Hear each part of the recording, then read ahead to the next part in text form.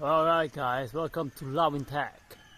Alright, today we're going to get a young coconut and eat it the native way. Okay, first is to figure out which one is a young coconut. You have to look it, and usually it's the one on top,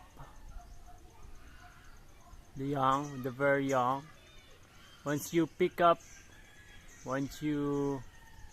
know which one you want to get, and then we will get it. This is a tool we use.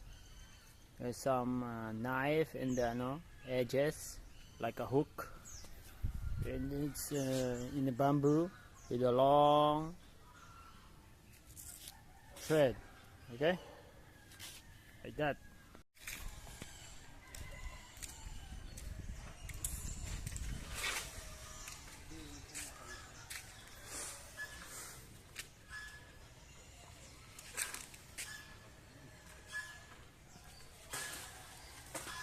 Oh, taki-taki. Oh. Bulok yan kasi si boss. Kutsara.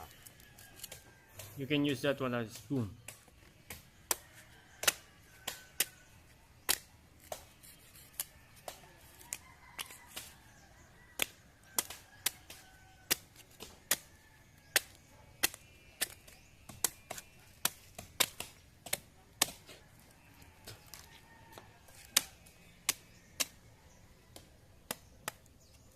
Tapos na, bahala ka dyan mag-video mo.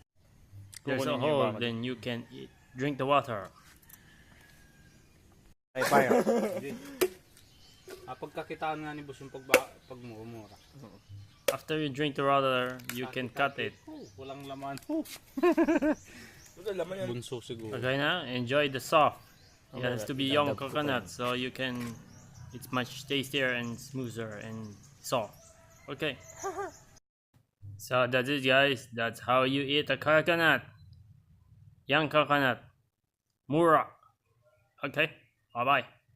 Subscribe.